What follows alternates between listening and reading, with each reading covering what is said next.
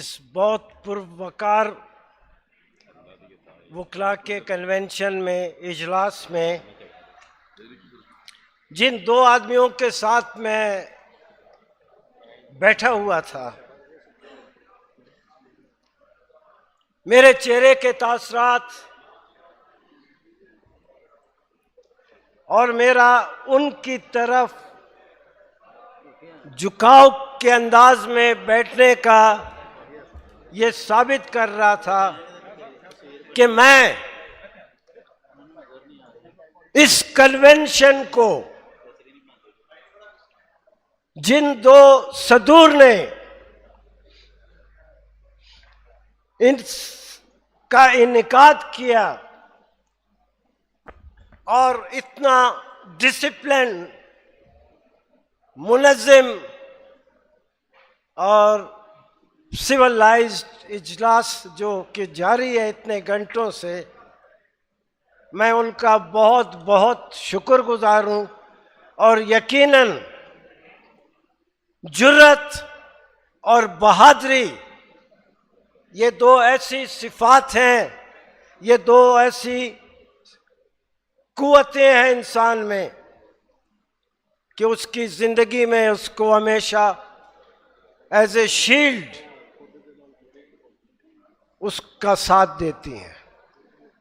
میں لاہور بار جس کا وکلا تحریک میں بہت بڑا رول تھا، بہت بڑا رول لاہور بار کا تھا، تو چودھری مبشر رحمان کے ساتھ جنہوں نے اس اجلاس کو بلایا اور جناب ہائی کورٹ بار کے صدر آصف نسوانہ صاحب، ان دونوں شخصیات نے آج کے حالات میں اس کنونشن کا انعقاد کر کے یہ بتایا ہے کہ وکلاء میں بڑی جان ہے، بہت جان ہے اور بہت عزم ہے، حوصلہ ہے اور طاقت ہے۔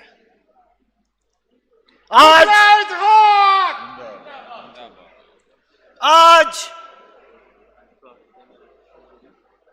تھوڑا سا مجھے افسوس ہوا، ساری تقریریں میں نے سنی، بہت طاقتور تقاریر تھی، مگر تھوڑا سا مجھے افسوس ہوا۔ یہ میں اعتراض نہیں کر رہا، یہ نہیں، کتنی طاقتور کنونشن میں آج ہمارے کسی بھائی نے جنرل صاحب کا نام نہیں لیا۔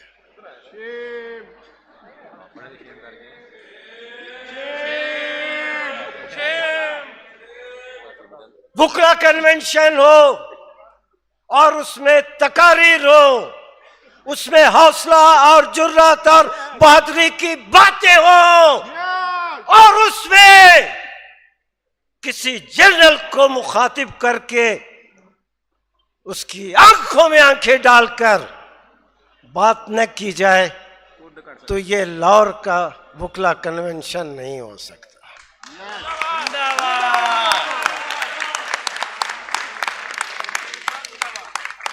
یہ وہ لاہور ہائی کورٹ بار ہے جس نے پرویز مشرف جیسے کمانڈو جنرل کو اس نے اسی بار میں، اسی حال میں، اتفاق سے اس وقت بھی میں ہی کھڑا تقریر کر رہا تھا، اس کورٹ پریمیسز میں آئی ہوئی بختر بند گاڑیوں کو جو زبردست ٹیئر گیس شیلنگ کر رہے تھے، ہم نے اپنے نازک ہاتھوں سے، وکیل کا ہاتھ نازک ہوتا ہے، اپنے نازک ہاتھوں سے اس آگ برساتی ہوئی ٹیئر گیس شیلنگ کو واپس ان کے ساتھ پھینک کر مقابلہ کیا، اور اسی جگہ بلڈنگ سے اس بختر بند گاڑی کو باہر نکال کے ہم نے یہ ثابت کیا، ہمیں یہ ثابت کیا۔ ہمارے گھر میں آ کر ہم پہ حملہ کرنا یہ کوئی بچوں کا کھیل نہیں۔ آج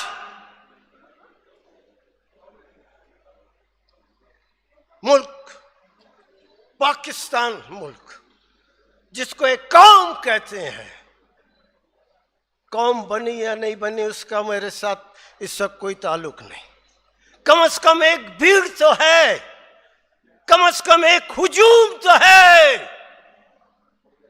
ایک سوچنے والے لوگ تو ہیں۔ ایک آدمی کو ایک صرف ٹائٹل ملا ہے، ایک صرف ٹائٹل ملا ہے، اعزاز دیا گیا ہے، سارا ملک سب کچھ چھوڑ چھاڑ کے صرف اور صرف چاپلوسی اور خوشامد میں لگی ہوئی ہے۔ یہ ہمارا رول صرف یہ رہ گیا کہ ہم صرف لوگوں کی خوشامد کریں، چاپلوسی کریں۔ یہ ملک اس لیے نہیں بنا تھا۔ چاپلوسی اور خوشامد لوگوں میں بزدلی پیدا کرتی ہے۔ مت کرو۔ لاکھوں کروڑوں اور اربوں روپے نہیں، سارے ملک میں کیا بڑی شاہراہیں اپنی جگہ پہ، گلی کوچوں میں بھی ہزاروں روپے کے آپ نے پینا فلیکس بینر لگائے ہیں۔ کیا لاہور، کیا کوئٹہ، کیا پشاور، کیا ساہیوال، کیا گجرانوالا، ہر جگہ، ہر کراچی میں ایک آدمی کی صرف آپ خوشامد کر رہے ہیں، ایک آدمی کی صرف آپ چاپلوسی کر رہے ہیں۔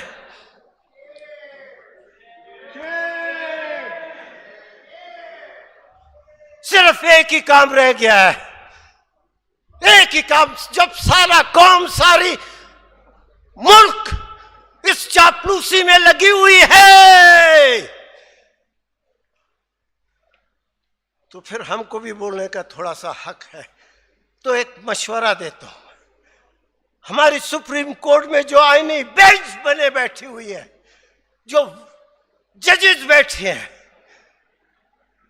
جب ساری قوم چاپلوسی میں لگی ہوئی ہے تو آئینی جج کو، آئینی بینچ کے ججوں کو بھی چاہ کر اس کو بلا کر چائے پلائے اور اس کو وہ بینر دے اور اس کی تصاویر ہم بعد میں دیکھیں۔ جب قوم ساری یہ کر رہی ہے تو آئینی بینچ نے تو ہم کو سکھایا یہی ہے۔ ہم آئین کے طرفدار ہیں، آئین کے ہم طرفدار ہیں، وفادار ہیں، کیونکہ اس میں 25 کروڑ عوام کے بنیادی حقوق ہیں اس میں۔ مگر اب اس میں 26ویں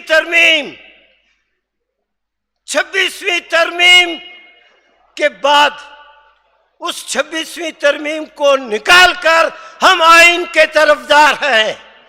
26ویں ترمیم سوال نہیں پیدا ہوتا۔ خداوند تعالیٰ اوپر بزرگ برتر کی ذات سے یہ قسم ہے، 26ویں آئینی ترمیم، 26ویں آئینی ترمیم، 26ویں آئینی ترمیم، یہ 26ویں ترمیم آئین کا حصہ نہیں رہے گا۔ 26ویں آئینی ترمیم یہ آئین کا حصہ نہیں رہے گا۔ یہ ہماری آواز ہے، ایک ایک پاکستان کے وکلا کی آواز ہے، یہ آواز ہے۔ اس آواز میں ایک گرج ہے، اس آواز میں ایک گونج ہے، ایک جرت ہے، ایک بہادری ہے، ایک طاقت ہے۔ اس طاقت کا مقابلہ، اس طاقت کا مقابلہ کوئی اگر سمجھتا ہے کہ اس طاقت کا مقابلہ کر سکتا ہے، غلط سمجھتا ہے۔ سامنے بیٹھا ہے تمہارے کراچی بار کا صدر، سامنے بیٹھا ہے عامر نواز۔ عامر نواز نے تو کہا کہ 85 لاکھ، میں کہتا ہوں نہیں، سارا کا سارا سندھ، سارا کا سارا سندھ، وکلا کو تو آپ چھوڑیں، ایک ایک سندھی عامر نواز وڑائچ کے پیچھے اس تحریک میں ایک جان اور ایک کالب ہو کر جو ہے کھڑا تھا۔ کیا کیا تم نے؟ جو عامر نواز نے کہا، جو تحریک چلائی، آخر تم کو عامر نواز کی بات کے سامنے سر جھکانا پڑا۔ یہ تو تمہاری سوچ ہے، یہ تو تمہاری عقل ہے۔ تمہارا کیا خیال تھا؟ تم سندھ کو دریائے سندھ سے جدا کر سکتے ہو؟ یہ ہے تمہاری عقل۔ 85 لاکھ نہیں، سارا سندھ عامر نواز کے ساتھ تھا، ہم لوگ اس کے ساتھ تھے۔ یہ ایک وکیل کی آواز تھی، ایک وکیل کی آواز تھی، جس کے پیچھے سارا کا سارا سندھ اور پاکستان کے تمام وکلا نمائندے اس کے ساتھ تھے۔ مت کرو ہمارے ساتھ یہ چھیڑ چھاڑ، میں دوسرا لفظ استعمال نہیں کرنا چاہتا، مت کرو۔ ہم ایک آواز ہے،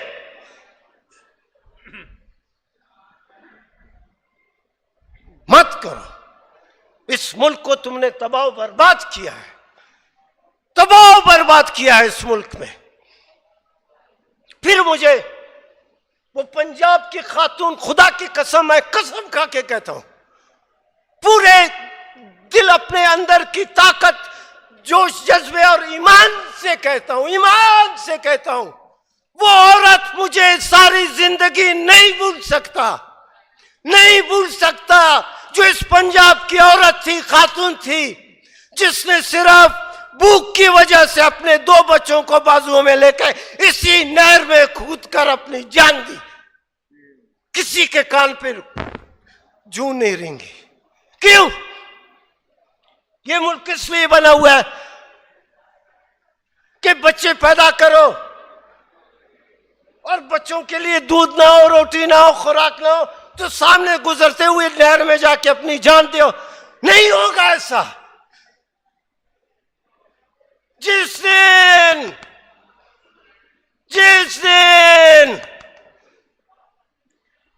میں اپنی بات نہیں کرتا، میں اپنے ان وکلا ساتھیوں کی بات کرتا ہوں، جس دن ان کے پاس کوئی اتنا اختیار، طاقت آیا، سب سے پہلا کیس جو اٹھے گا اسی پنجاب کی خاتون کا اٹھے گا کہ یہ 2 بچوں کے ساتھ نہر میں کود کر جان دینے کا سبب کیا تھا۔ یہ مت کرو۔ یہ ملک کسی کے باپ کی جاگیر نہیں ہے، یہ ہمارا ملک ہے، اور یہ وکلا اس ملک کے لوگوں کی آواز ہے۔ اس ملک میں اگر کوئی جرت پیدا ہو رہا ہے، جو آواز ہے، جو لوگوں کو حوصلہ دے رہی ہے، وہ صرف اور صرف پاکستان کی یہ وکیل ہے۔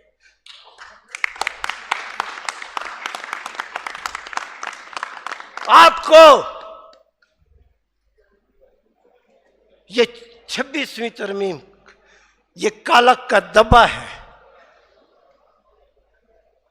چھوٹا آدمی تو اگر چھوٹے سے مفاد کے لیے کوئی ہیرا پھیری کر لے تو اس بات سمجھ میں آتی ہے، بڑے بڑے پڑھے لکھے لوگ، بہت بڑے منصب پہ بیٹھے ہوئے بھی لوگ، صرف 26ویں ترمیم کی صرف چند مراعات کی وجہ سے انہوں نے 26ویں ترمیم کو آمنا اور صادق نہ کہا۔ مت کرو، یہ ملک تمہارا بھی ہے، یہ ملک صرف ہر آدمی کے، غریب آدمی کا نہیں ہے، تمہارا بھی ہے، ہمارا بھی ہے، اس کا بھی ہے، اس کا بھی ہے، سب کا بھی ہے۔ اس کے لیے ہر ایک کو رول پلے کرنا پڑے گا، اپنا کردار ادا کرنا پڑے گا۔ پہلے تو صرف ایک جنرل تھا، ہم نے کہا تھا ایک جنرل، ہم نے اس کو کہا تھا یا تم کو نیچے آنا پڑے گا یا لوگوں کو اوپر آنا پڑے گا۔ ہم آج پھر یہی کہتے ہیں، ہم پھر یہی کہتے ہیں، اور اس لاہور کے حال میں، اس کنونشن میں کہتے ہیں کہ جنرل کو نیچے آنا پڑے گا، ہر حالت میں آنا پڑے گا، ہر حالت میں آنا پڑے گا۔ اس ملک کو اگر چلنا ہے، ترقی کرنی ہے، آگے بڑھنا ہے تو جنرل کو نیچے آنا پڑے گا۔ اب نہیں ہو سکتا کہ جنرل ہو اور اس کا حکم چلے۔ میں بلوچستان سے میرا تعلق ہے، ایک عورت ڈاکٹر مارنگ بلوچ سیاسی ورکر کبھی نہیں رہی ہے، کبھی سیاست میں اس کا عمل دخل نہیں ہوا ہے۔ میں تو علاقے کا آدمی ہوں، یہ رائے بلیدی علاقے کا آدمی، کبھی اس کا کسی بھی سیاست سے کوئی لا تعلق نہیں تھا۔ صرف اور صرف جب اس نے ظلم کے خلاف آواز اٹھائی، جب بے انصافی کے خلاف اٹھائی، ساری کی سارا بلوچ آبادی، بلوچستان کی آبادی اس کے ساتھ ہے۔ اور ہماری ہائی کورٹ ایک 3 MPO کا ایک ڈیٹینشن کا آرڈر، اس کی مار کیا ہے، کیا جان ہے اس میں۔ 2 مہینے سے جو ہے آپ نے اس خاتون کو بند کیا ہوا ہے۔ تمہارا کیا خیال، خاتون کو بند کرنے سے لوگ اس سے کنارہ کشی اختیار کر لیں گے؟ مت کرو۔ بلوچستان میں لوگوں کو تنگ مت کرو، ناجائز اس پہ مت لے جاؤ۔ عمران خان جیسا آدمی، میں نہیں ہوں اس کی پارٹی کا آدمی، اس دن بھی میں نے یہاں کہا تھا، پھر میں کہتا ہوں، میں عمران خان کی پارٹی کا آدمی نہیں ہوں، اور نہ اس کی پارٹی میں یہ نہیں کہ کل اس کے پاس اقتدار آئے گا تو میں جاؤں گا، نہیں جاؤں گا، نہیں ہے میرا تعلق۔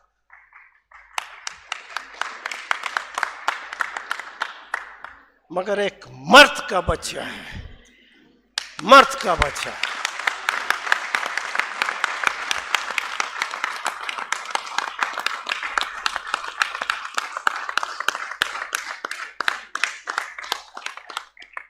اور یہ بات وہ آدمی کہہ رہا ہے، خدا گواہ ہے، کبھی ساری زندگی میں، خدا گواہ ہے، میں نے سر کسی کے آگے نہیں جھکایا۔ اور اللہ تعالیٰ سے، خداوند بزرگ برتر سے یہ میری دعا ہے، گناہ ایک نہیں، 1000 نہیں، ہزارہ گناہ میرے کندھے پر ہیں، گناہ گار آدمی ہوں، مگر اپنے ایمان کی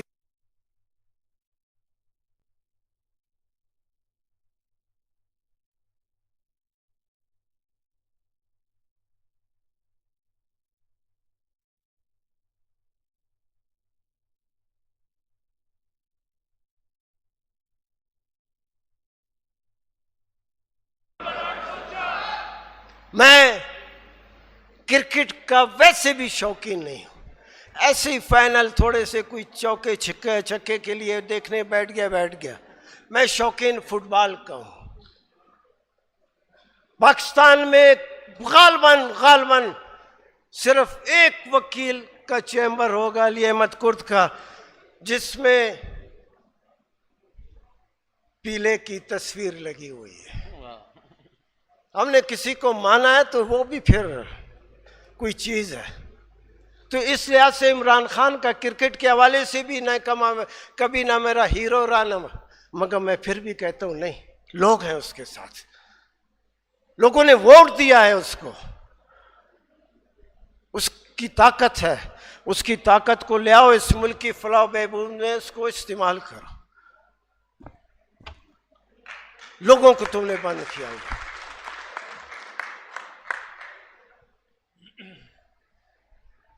اب گجرانوالہ، میں نے شفقت صاحب سے ابھی یہی کہا، میں نے کہا اس کا مطلب اگلے ہفتے، اگلے سیٹرڈے کو پھر ہم کو آنا پڑے گا، اور گجرانوالہ تو میری پسندیدہ بار ہے، مت کریں۔ یہ آواز، یہ گونج، اس میں ایک زبردست قسم کی ایک طاقت موجود ہے، اس ملک کو چلنے دیں۔